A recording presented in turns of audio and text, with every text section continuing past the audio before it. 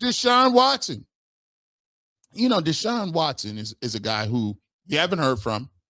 And I like to call it, he's the ultimate scapegoat. When we talk about what's wrong with the Cleveland Browns, most people like, oh, Deshaun Watson. He got injured. It was a travesty. It was devastating. We lost picks, and the Browns have been terrible because they couldn't. We get it. Deshaun Watson is on the mend.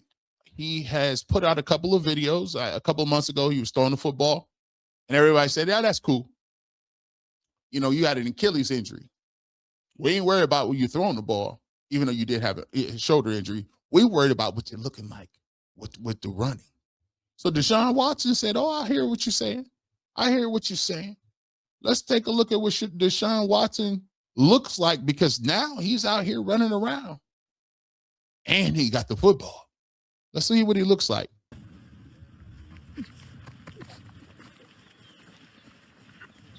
I'm cutting up a little bit.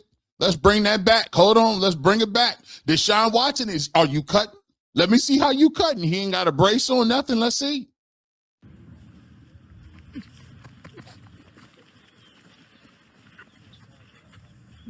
Okay.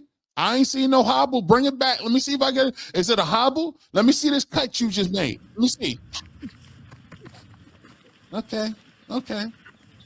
He running a little bit. You can still tell. You can still tell he a couple months away though.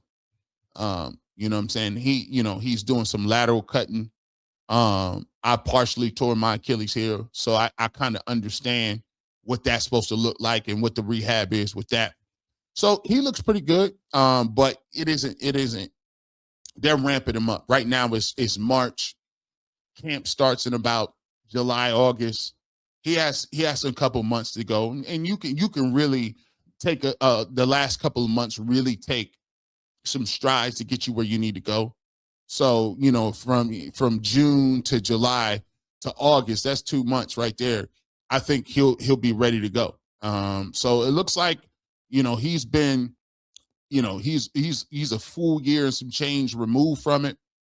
And it looks like he's going to be out there ready to go. So shows a little mobility. So here's the thing with Deshaun Watson. You take a look at it. I fully expect Deshaun Watson to be the backup quarterback this year. And, and you heard it here first. Deshaun Watson, when you take a look at it, a lot of people had these pipe dreams of moving on from Deshaun Watson, and you were just going to take this cap hit. It was never going to happen. The way the Cleveland Browns financials were set up, they needed his cap space in order to make the team better. By the way, I think, to be honest with you, I think Jimmy Haslam was committed to making sure that he got another opportunity to go somewhere else and play. A lot of people don't want to see it like that, but I'm just going to be honest with you. He is expensive. His contract wasn't going to be able to be moved.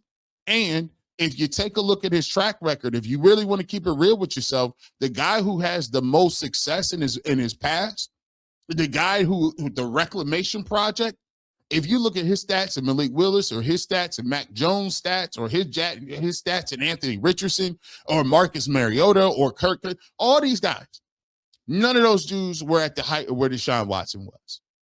So if you talking about we want to kick the can on somebody, those guys don't even have the same level of backstory that this guy got. So I always fully felt that Deshaun Watson was going to get another opportunity to be a backup. I also thought, and people didn't really necessarily recognize this too. I said it on UCSS today. Malik Willis and Deshaun Watson have the same agent. And if you're Malik Willis and you're Deshaun Watson's agent, I mean, yes, he's already got paid, but they want to get Deshaun Watson somewhere else. They want Deshaun Watson to be able to play some games here, play some preseason games, rehab, be a backup quarterback, show that you can be a mentor, and then have the opportunity to put something on tape to possibly go somewhere else next year to get your opportunity to start again. Now, people may roll their eyes and think about it, but when you Malik Willis, you're taking, like, you got that. And by the way, I'm cool on that. I would rather you go somewhere else. Where if you Malik Willis, I'm like, bro, put me in Pittsburgh. Put me somewhere where I ain't got to be dealing with all the rest of this stuff. Because honestly, a lot of people don't even want to realize it. If you Malik Willis, let's keep it a buck. You is going to get Shedeur Sanders. That Shedeur Sanders pressure can be tough. Ask Kevin Stefanski about it. You know, you want to come out here because you know if they put you ahead of 12, what it's going to look like. I'm just playing. Here's the thing. I do think Deshaun Watson is going to be on this roster. Remember, I said it here first. People like they have to have a brand new roster of guys, and I'm like, is that necessarily true, guys? I don't think it's necessarily true. They may get another quarterback that may compete with Dylan Gabriel for the third position or third spot on the roster. But in terms of quarterbacks, I think you know what your 1 and 2 quarterbacks going to look like. And if Todd Monken is comfortable with it, then by all means, you keep telling me that if Todd Monken believes it, you got to roll with it. So we'll see how this works. I will say it's going to be a very interesting training camp, to say the least, because this thing is going to be the way Todd Monken is an old school coach, the way he be talking and keeping it real. Deshaun Watson, Shedeur Sanders, we're going to have a lot. Listen, that training camp is going to be packed. And guess who's going to be there? This guy, G. Bush. And we'll make sure that you keep all of the latest right here on the Ultimate Browns. With that being said,